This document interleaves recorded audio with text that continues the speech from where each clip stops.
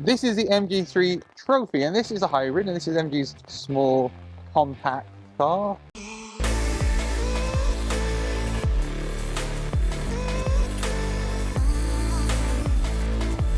It looks very much like you would expect a small car to look, although I love this paint color. This is also a hybrid, like most new cars nowadays are either hybrids or electrics. Really cool rear lights, I like these. I like this design. I'm a big fan of blue. Blue is always something which I'm a big fan of. You can see that distinctive MG nose, which you can see on other models like the Cyberster. And you can very distinctly tell this is an MG. It's also got a massive grille, wide open grille at the bottom there, which looks very cool. And fake vents, but they still look very nice. And these wheels are pretty cute. You know what, this reminds me a lot actually of the Ford Fiesta. I feel like it's very Ford Fiesta shaped, but I think you'll find inside there's a lot going on which is very interesting. Here in the front of the MG3 you can see we have a very, very big familial resemblance to the MG4, which is to be expected. We've got that screen there, we've got another screen here which is a bit bigger than you can get on some VWs, which I like. We've got two USBs down here, we've got a C and an A, we've got our cup holders, and we've got our controller for our gears, which is a nice little circular control which rotates. You can press to lock in place. We've got some nice stitching down the front here. Just overall, and I do like these MG steering wheels, and you can see this on the Cyberster too with the 12 o'clock line at the bottom. I don't know why it's at the bottom.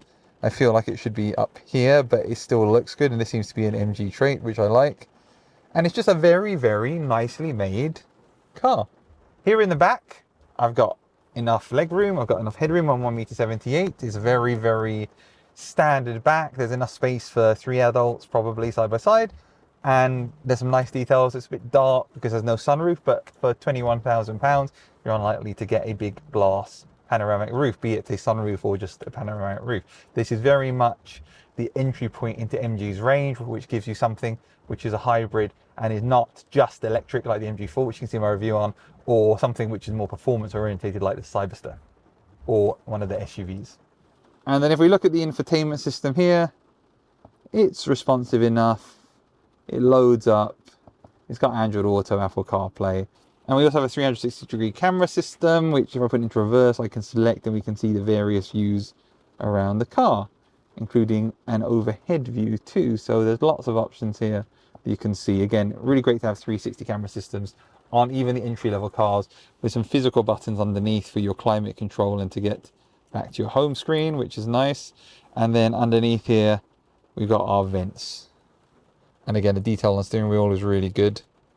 And I apologize for this horrible weather. We're here at Thruxton Circuit, and it is raining very, very hard, and it's more like a swimming pool than a car park right now.